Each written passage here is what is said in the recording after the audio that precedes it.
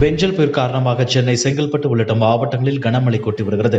குறிப்பாக சென்னையில் இன்று கனமழை பெய்யும் என வானிலை ஆய்வு மையம் எச்சரிக்கை விடுத்துள்ளது. இதனால் பொதுமக்கள் பீதியடைந்துள்ளனர். தொடர்ந்து பெய்து வரும் கனமழையினால் தாழ்வான பகுதிகள் மற்றும் சாலைகளில் வெள்ளம் தேங்கி நிற்கின்றன. தேனாம்பேட்டை, குரோம்பேட்டை உட்பட பல்வேறு இடங்களில் வீடுகளுக்குள் மழைநீர் புகுந்ததால் பொதுமக்கள் சிரமத்திற்கு ஆளாகியுள்ளனர். வெள்ளத்தால் பாதிக்கப்பட்டுள்ள மக்களுக்கு சிறப்பு நிவாரண முகாம்களின் மூலம் உணவு, குடிநீர் மற்றும் மருத்துவ வசதிகள் அரசு சார்பில் செய்து கொடுக்கப்பட்டு வருகிறது. இந்நிலையில் சென்னை, காஞ்சிபுரம், திருவள்ளூர் மற்றும் செங்கல்பட்டு ஆகிய மாவட்டங்களில் மின் கட்டணத்தை செலுத்த கூடுதல் கால அவகாசம் வழங்குவதாக மின்சாரத்துறை அமைச்சர் செந்தில் பாலாஜி அறிவித்துள்ளார். மழையினால் மக்களுக்கு ஏற்பட்டுள்ள இடர்பாடுகளை கருத்தில் கொண்டு டிசம்பர் 10ஆம் தேதி வரை அபராத தொகை இல்லாமல் மின் கட்டணத்தை செலுத்தலாம் என தெரிவிக்கப்பட்டுள்ளது.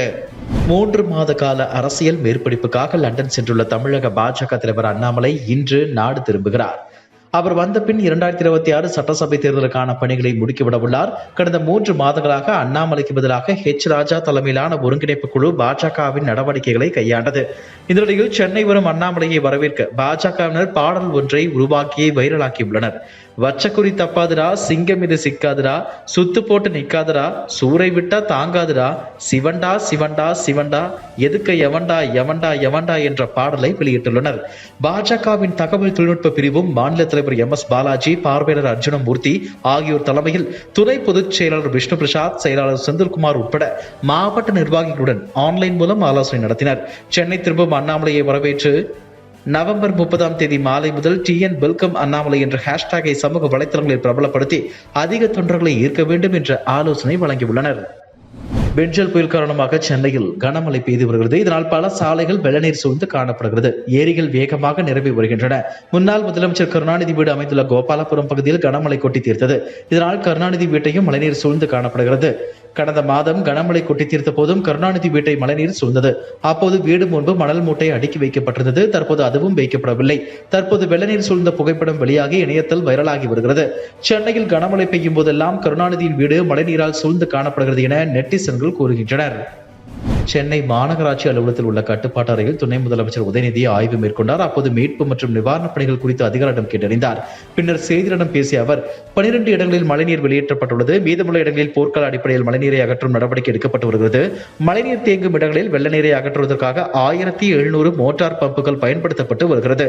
மதியம் 1 மணி முதல் மழையின் காரணமாக 27 மரங்கள் விழுந்தன. அவை உடனடியாக அகற்றப்பட்டுள்ளது. கணேசபுரம் சுரங்கப்பாதையில் ரயில்வே மேம்பால பணிகள் காரணமாக தற்காலிகமாக நிறுத்தப்பட்டுள்ளது.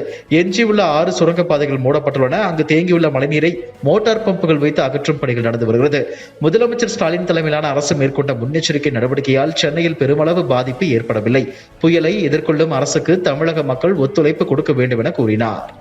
மழைநீர் வடிகால் பணிகள் என்று திமுக ஆட்சியர்கள் எடுத்த போட்டோ ஷூட்டுகள் வெற்று விளம்பரங்கள் தான் என்பதை சென்னையின் சாலைகள் அம்பலப்படுத்தியுள்ளன என்று அதிமுக பொதுச் செயலாளர் EPS விமர்சித்துள்ளார். பெஞ்சல் புயல் காரணமாக சென்னையில் கனமழை பெய்து வருகிறது. மக்கள் அனைவரும் சென்னை வானிலை ஆய்வு மையம் அளிக்கும் தகவல்கள் அடிப்படையில் முன்னெச்சரிக்கை நடவடிக்கைகளை மேற்கொண்டு பாதுகாப்பாக இருக்குமாறு கேட்டுக்கொள்கிறேன். மழைநீர் வடிகால் பணிகள் என்று திமுக ஆட்சியர்கள் எடுத்த போட்டோ ஷூட்டுகள் வெற்று விளம்பரங்கள் தான் என்பதை சென்னையின் சாலைகள் அம்பலப்படுத்தியுள்ளன. இனி இவர்களை நம்பி எந்த பயனும் இல்லை. எனவே எனது அறிவுறுத்தலின்படி அதிமுக சார்பில் உதவிக்குழுக்கள் அமைக்கப்பட்டுள்ளது. சென்னை வாழ் பொதுமக்கள் இந்த கடுமையான தருணத்தில் உங்களுக்கு தேவையான உதவிகளை கழக தன்னார்வலரை எந்நேரமும் தொடர்பு கொண்டு பெற்றுக் கொள்ளலாம் என்று அவர் கூறியுள்ளார். மணல் குவாரிகளில் நிர்ணயித்த அளவுக்கும் அதிகமாக மணல் எடுத்து விற்பனை செய்ததாகவும் அதில் கிடைத்த வருவாயை சட்டவிரோதமாக பரிமாற்றம் செய்ததாகவும் புகார் எழுந்தது. இதுகுறித்து அமலாக்கத்துறை வழக்கு பதிவு செய்தது. பல்வேறு இடங்களில் சோதனை நடத்தி ஆவணங்களை கைப்பற்றியது. விசாரணைக்கு ஆஜராகும்படி மாவட்ட கலெக்டர்களுக்கு அமலாக்கத்துறை சம்மன் அனுப்பியது. இதை எதிர்த்து பொதுத்துறை செயலர், நீர்வளத்துறை கூடுதல் செயலர், திருச்சி, தஞ்சாவூர், கரூர், அரியலூர் மற்றும் வேலூர் மாவட்ட கலெக்டர்கள் சார்பில் உயர்நீதிமன்றத்தில் வழக்கு தொடரப்பட்டது. வழக்கை விசாரித்த உயர்நீதிமன்றம் அமலாக்கத்துறை சம்மனுக்கு தடை விதித்தது. தடையை எதிர்த்து உச்ச நீதிமன்றத்தில் அமலாக்கத்துறை மேல்முறையீடு செய்தது. மனு மீதான விசாரணையின் போது அமலாக்கத்துறையின் விசாரணைக்கு ஒத்துழைப்பதாக கலெக்டர்கள் மற்றும் தமிழக அரசு சார்பில் உச்ச நீதிமன்றத்தில் தெரிவிக்கப்பட்டது. அதனால் அதிருப்தி தெரிவித்த நீதிபதிகள் வழக்கு தொடர்ந்திருந்த தமிழக பொதுத்துறை செயலர் ஆஜராகும்படி உத்தரவிட்டனர்.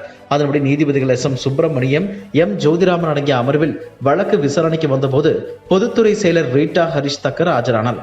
விசாரணையின் போது நீதிபதிகள் கூறியதாவது: வழக்கு விசாரணையில் அரசு தரப்பில் வழக்கறிஞர் ஆஜராகாதது ஏற்புடையதல்ல. சட்ட அதிகாரிகளான வழக்கறிஞர்கள் வழக்குகளை தேர்வு செய்து அந்த வழக்குகளில் மட்டுமே ஆஜராக ஆர்வம் காட்டுகின்றனர். அது மட்டுமின்றி நீதிமன்றத்திற்கு தவறான தகவல்களையும் தெரிவிக்கின்றனர். இந்த செயலால் பொதுமக்கள் தான் அதிகம் பாதிப்படைவர். பணியில் தவறு செய்யும் அரசு ஊழியர்கள் மீது துறை ரீதியான நடவடிக்கை எடுக்கப்படுகிறது. அதுபோல தன் கடமையில் இருந்து விலகும் அரசு வழக்கறிஞர்களின் செயல்பாடுகளை கண்காணித்து அவர்கள் மீதும் நடவடிக்கை எடுக்க வேண்டும். தகுதியான வழக்கறிஞர்களை நியமனம் செய்வது தொடர்பாக தலைமை செயலரின் கவனத்திற்கு பொதுத்துறை எடுத்து செல்ல வேண்டும். உதாரணமாக, வழக்குகளில் ஆஜராகாமல் இருப்பது, ஒரு சில வழக்குகளை மட்டும் தேர்வு செய்து ஆஜராவது போன்ற செயலால் கடந்த சில ஆண்டுகளில் கல்வித்துறை சார்ந்த வழக்குகளால் அரசுக்கு 1100 கோடி ரூபாய் வரை இழப்பு ஏற்பட்டுள்ளது என்று நீதிபதிகள் கூறினர். மழைக்காலங்களில் தொற்று நோய் பரவாமல் தடுக்க மருத்துவ முகாம்கள் நடத்த முதலமைச்சர் மு.க.ஸ்டாலின் உத்தரவிட்டுள்ளார். மழைநீர் தேங்கினால் உடனுக்குடன் வெளியேற்ற அதிகாரிகளுக்கு முதலமைச்சர் மு.க.ஸ்டாலின் உத்தரவு பிறப்பித்துள்ளார். மழைநீர் அதிகம் பெய்யும் மாவட்டங்களுக்கு 18 பேரிடர் மீட்புக் குழுக்கள் அனுப்பி வைப்போம் என்று அவர் தெரிவித்துள்ளார். இதுபோன்ற செய்திகளை மேலும் தெரிந்து கொள்ள எங்களது யூடியூப், ஃபேஸ்புக் மற்றும் ட்விட்டர் ஆப்களை சப்ஸ்கிரைப் செய்யவும்.